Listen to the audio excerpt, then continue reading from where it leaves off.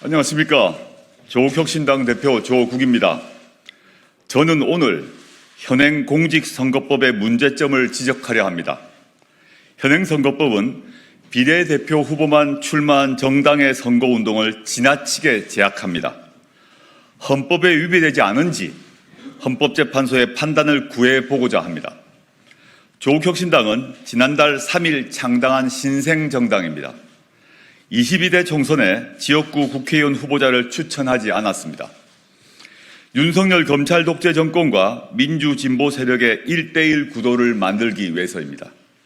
대신 조국혁신당은 25명의 비례대표 후보만 추천했습니다.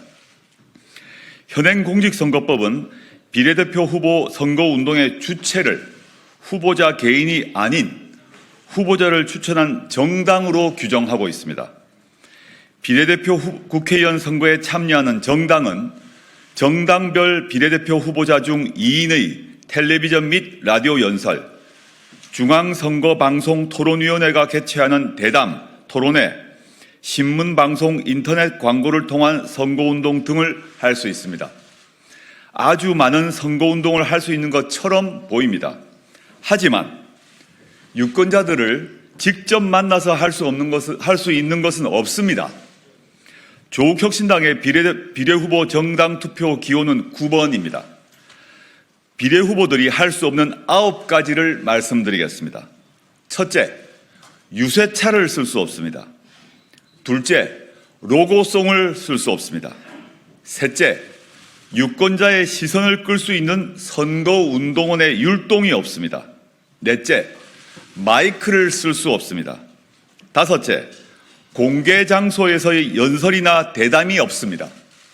여섯째, 플래카드를 내걸 수 없습니다.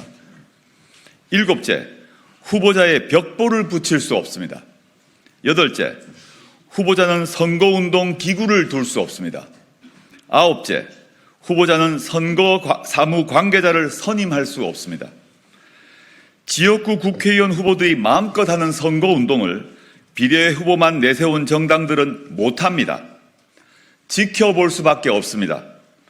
제가 전국을 돌아다니며 유권자들을 만난 자리에서 오로지 육성으로 기자들의 질문에 답하는 형식을 빌어 유세 아닌 유세를 할 수밖에 없는 이유입니다. 헌법재판소는 과거 이와 같은 비례대표제 선거운동 방법에 관해 몇 차례 합헌 결정을 한 바 있습니다. 그러나 2020년 제21대 국회의원 선거 때부터 비례대표 국회의원 선거가 병립형에서 연동형 비례대표제로 변경되었습니다. 지역구 국회의원 제도에 부수되어 있던 비례대표 국회의원 제도가 독자성을 갖추게 되었습니다. 전국적인 정책을 주된 논제로 다루는 정책 위주의 신생정당, 다수 대표제에서 국회 입성이 어려웠던 사회적 소수견을 반영하는 소수정당이 대의제 체제에 참여할 수 있는 길이 열리게 되었습니다.